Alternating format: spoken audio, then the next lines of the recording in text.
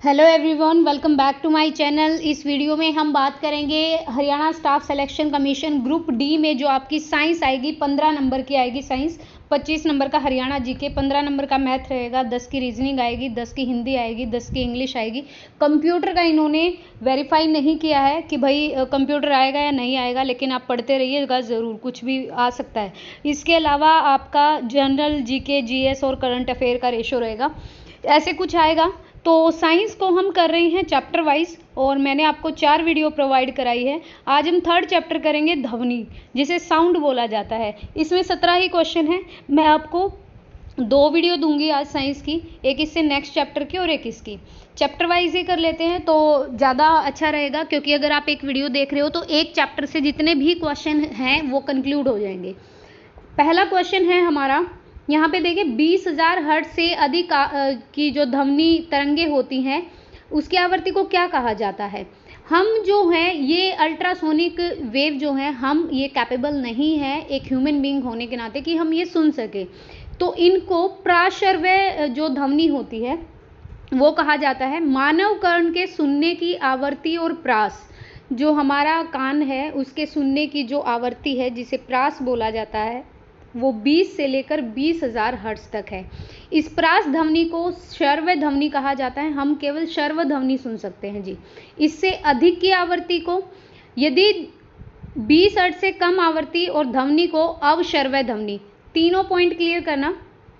20 से लेकर अगर 20,000 हर्ट्ज है तो इसको मानव सुन सकता है और श्रव्य ध्वनि में आता है। अगर 20 हर्ट्ज से कम ध्वनि है तो उसे अवश्रव्य कहते हैं। ठीक है, जैसे जो रेप्टाइल होते हैं ना, ठीक है, वो बिल्कुल ज़मीन से जुड़े हुए होते हैं। उनको अगर आपके सामने सांप है और आपने हल्का सा पैर उठा लिया, वहाँ से जहाँ पे आप खड़े हो उसको तुरंत पता चल जाएगा कि मेरा जो प्रे है, मेरा जो शिकार है वो यहीं है आसपास। और 20,000 हर्ट्ज से जो ज़्यादा की आवृत्ति होती है, फ्रीक्वेंसी जो होती है साउंड की, उसे कहते हैं प्राश्रव्य ध्वनि।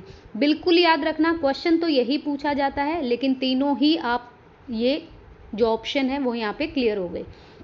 फैदोमीटर गहराई को नापने के लिए काम आता है, और वो भी किसकी, समुद्र के अंदर की गहराई को। भूकंप को नापने के लिए क्या होता है, ये सिस्मोग्राफ या सिस्मोमीटर कह लीजिए।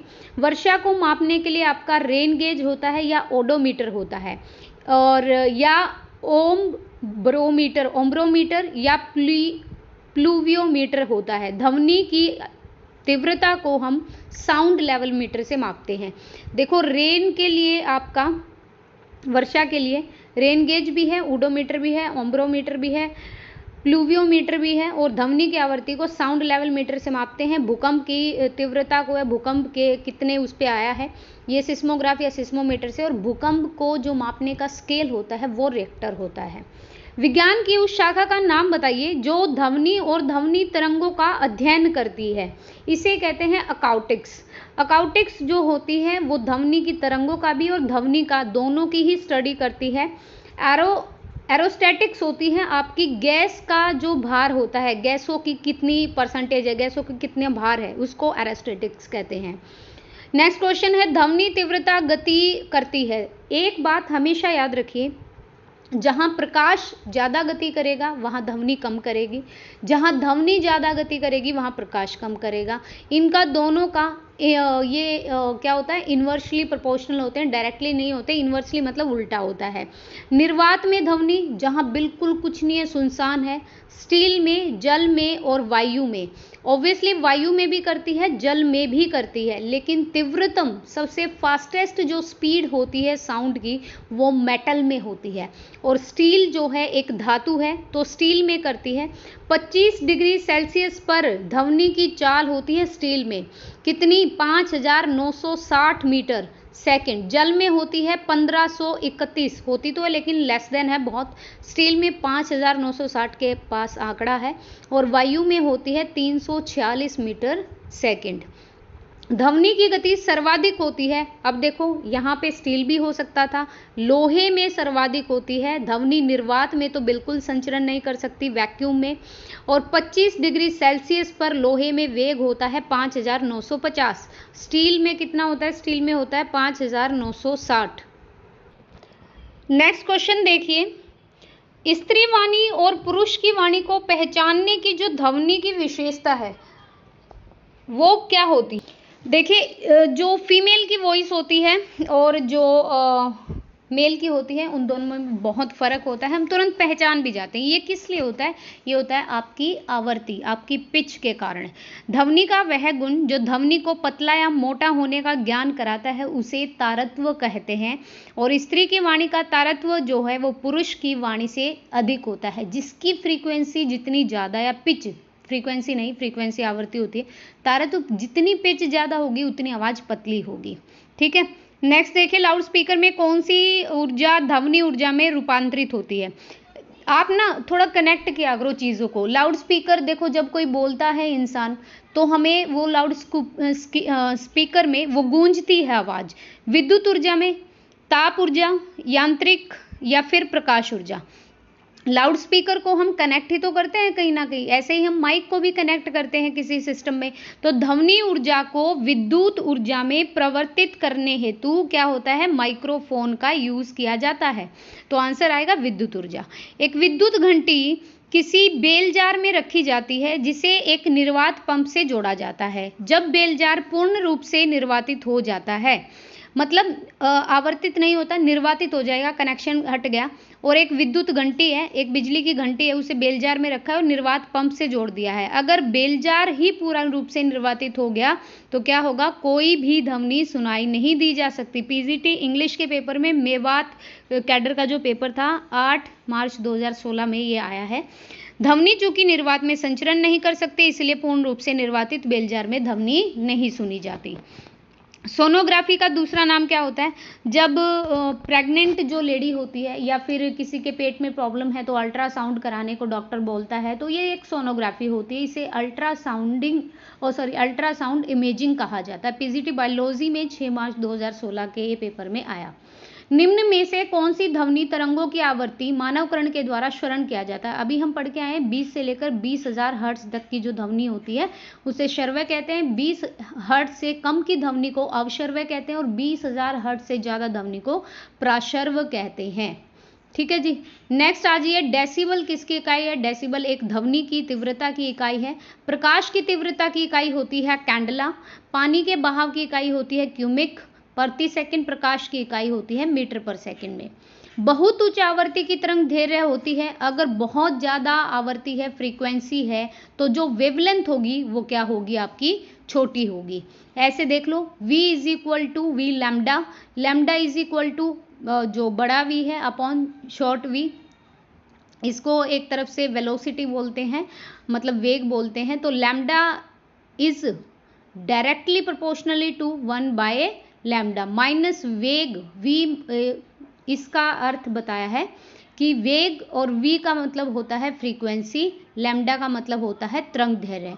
बहुत ज़्यादा आवृत्ति के कारण अगर फ्रीक्वेंसी ज़्यादा है तो तरंग दैर्घ्य छोटा होगा, अगर फ्रीक्वेंसी कम है तो तरंग दैर्घ्य बड़ा होगा। ये इन्वर्सली प्रोपोर्शनली होते हैं।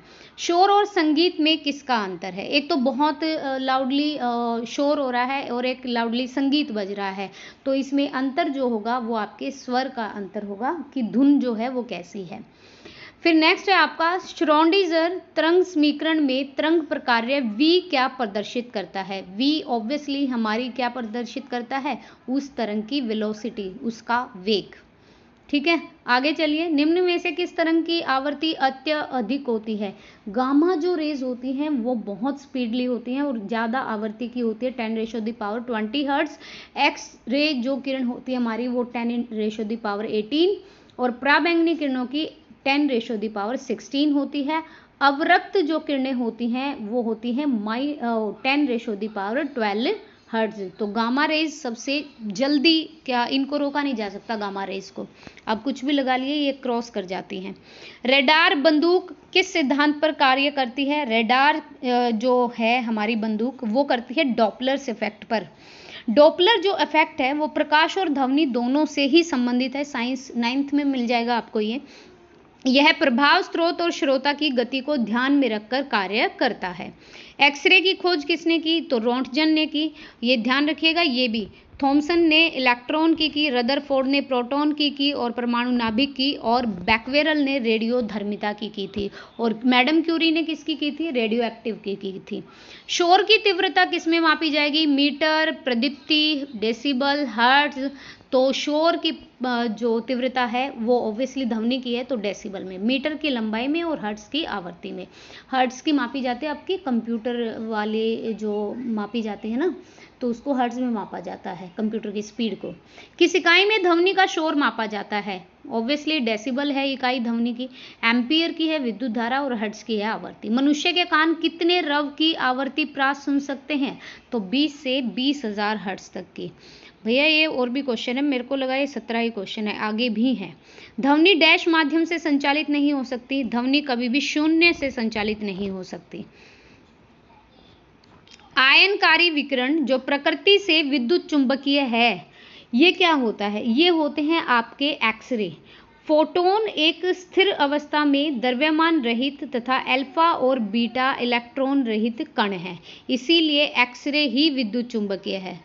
तो जो हमारा एक्सरे होता है वो एक क्या है? विद्युत चुंबकीय है, आयनकारी विकिरण है। ये हैं 22 क्वेश्चन ध्वनि के। फिर है हमारा प्रकाश, इसकी मैं अलग से वीडियो दूंगी ताकि एक चैप्टर वाइज हमें वीडियो तैयार हो जाए। और प्रकाश वाले में कितने क्वेश्चन हैं देख लेते हैं एक बार। यहाँ पे प्रकाश से अच्छे खासे क्वेश्चन आते भी हैं आपके, तो प्रकाश वाले में अच्छे क्वेश्चन हैं और मैं आपको प्रोवाइड करा दूंगी आज ही ये वीडियो भी प्रकाश वाली। इसमें क्वेश्चन है आपके 57, तो एक अच्छा डेटा भी हो जाएगा हमारे पास। तब तक आप ध्वनि वाली वीडियो देखिए, और ध्वनि से रिलेटेड और भी कई क्वेश्चन बनते होंगे। ये वो क्वेश्चन है जो HSSC ने पूछे हैं। तो गाइज़ आपको वीडियो कैसी लगी है बताइएगा, और वीडियो देखने के लिए थैंक यू सो मच। पसंद आए तो please like and share and please subscribe the channel. Thank you.